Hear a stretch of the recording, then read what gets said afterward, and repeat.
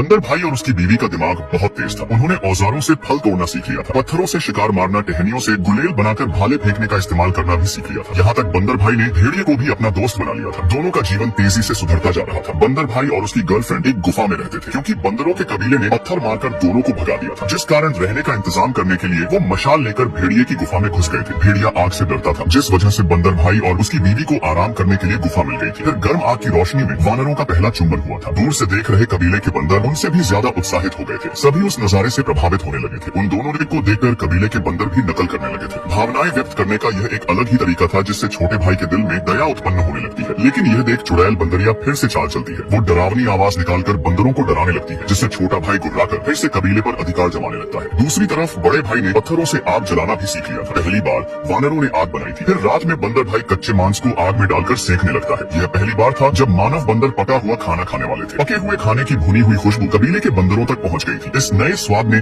उन सबको फिर से उत्तेजित कर दिया था। लेकिन तभी एक भयानक गर्जना फिर से सुनाई देती है, जिससे बंदर फिर से डर जाते हैं। चुड़ैल बंदरिया ने दोबारा चाल चल दी थी, लेकिन इस बार एक जिज्ञासु छोटे बंदर ने पेड़ की गुफा में जाकर चुड़ैल बंदरिया को डरावनी आवाज निकालते देख लिया था। यह राज सबको पता न चल जाए। चुड़ैल बंदरिया उसको मारना चाहती थी, पर तभी उसकी माँ समय पर आकर बचा लेती है। उसके बाद सबको चुड़ैल बंदरिया और सरदार की चाल का पता चल जाता है। अगर ऐसे ही चलता रहा तो सब भूखे मारे जाएंगे। इसलिए वो हिम्मत करके जमीन पर उतर जाते हैं और बड़े बंदर भाई के शरण में आ जाते हैं, जहाँ भुना हुआ मांस और फलों का भंडार था। बंदर भाई ने उन सबको अपना लिया था, पर छोटा भाई और उसकी पत्नी अकेले ही पेड़ पर रहकर पेड़ की रखवाली कर रहे थे। जल्द ही बड़े बंदर भाई की बीवी बच्चे को जन्म देने वाली थी। उसके समूह ने गांव बनाना भी शुरू कर दिया था, जो मानव जैसा बनने की ओर बढ़ रहा था। सब कुछ बहुत अच्छे से चल रहा था, लेकिन इन अच्छी चीजों को देख चुड़ैल बंदरिया का माथा घूम जाता है। वो टिड्डियों को गांव पर हमला करने के लिए बुलाती है, क्योंकि वो उन सबको दुखी देखना चाहती थी। उसके नापाक इरादों से पूरा गांव तबाह हो जाता है, जिससे सारे बंदर क्रोधित हो उठे थे कि यह काम चुड़ैल बंदरिया का ही है। वो मशाल लेकर चुड़ैल और पेड़ की रखवाली करने वाले बंदर से बदला लेने निकल पड़े थे, पर बंदर भाई युद्ध नहीं चाहता था। वो उनको रोकने की कोशिश करता है, पर कुछ बंदर पत्थर और कुल्हाड़ी से पेड़ को काटने लगे थे। तभी छोटा भाई उनसे लड़ने कूद पड़ता है, लेकिन इस लड़ाई में मशाल की आग पेड़ को जला देती है और छोटे भाई को भी दबोच लिया जाता है। आग 1000 साल पुराने पेड़ को पूरी तरह से जलाने वाली थी, और उस पेड़ पर छोटे भाई की पत्नी फंसी हुई थी। यह देख बड़ा भाई तुरंत भेड़िए की मदद से खुद को ऊपर खींचता है और रानी को बचाने में सफल हो जाता है। लेकिन तभी बड़ा भाई पेड़ की शाखा के नीचे दब गया था। सारे बंदर इधर उधर भाग रहे थे, और जब छोटा भाई ने यह देखा तो उसने तुरंत बड़े भाई को बचा लिया था। आग में चुड़ैल बंदरिया को उचित सजा मिल चुकी थी। अपने पुराने घर को राख होता देख छोटा भाई भी अपना मन बदल लेता है। बड़े भाई की मदद से उसने भी दो पैरों पर खड़ा होना सीख लिया था, जिसके बाद दोनों खुशी से गले लग जाते हैं। दोनों भाई अब एक हो चुके थे, जिसके बाद अब पूरा कबीला नए घर की तलाश में निकल पड़ता है। वो लावा को पार करके चट्टानों पर चढ़ जाते हैं और एक संकरी घाटी से होकर गुजरते हैं। घाटी को पार करते ही चमकती धूप में उन्हें एक स्वर्ग मिल जाता है। इस नई जमीन पर वो मानव विकास को तेज करके अपने कदम छोड़कर चले जाएंगे। समंदर से एक विकसित विशाल केकड़ा बाहर निकल आता है, जिसे हराना असंभव था। किनारे पर रहने वाले लोगों की रक्षा के लिए यह आदमी नुकीला हथियार उठाता है और केकड़े से लड़ने का फैसला कर लेता है। दोनों एक दूसरे की तरफ दौड़ते हैं, और आदमी के हमले से केकड़ा उछलकर दूर जा गिरा था। केकड़े को उल्टा पड़ा देख आदमी जब उसको मारने जाता है, तभी समुद्री डाकू ने बटन दबाकर केकड़े को बिजली का झटका दे दिया था, जिससे केकड़े ने आदमी को पटक दिया था। समुद्री डाकू ने केकड़े के पैर में एक मोटी जंजीर बांधकर रखी थी, जिसके जरिए वो केकड़े को बिजली का झटका देता जा रहा था, जिस कारण केकड़ा पागलों की तरह सब पर हमला करने लगता है। उसने चारों तरफ तबाही मचा दी थी। तभी अचानक आदमी का पालतू कुत्ता दौड़ कर आता है और केकड़े का ध्यान खींचने लगता है। समुद्री डाकू ने कुत्ते को मारने की कोशिश करी, पर आदमी के साथी ने उसे रोक दिया था। लेकिन गोली बंदूक से निकलकर केकड़े को लग चुकी थी, पर केकड़े को खरोंच तक नहीं आती। उल्टा वो गुस्सा होकर समुद्री डाकुओं पर ही टूट पड़ता है। हालात बिगड़ता देख समुद्री डाकू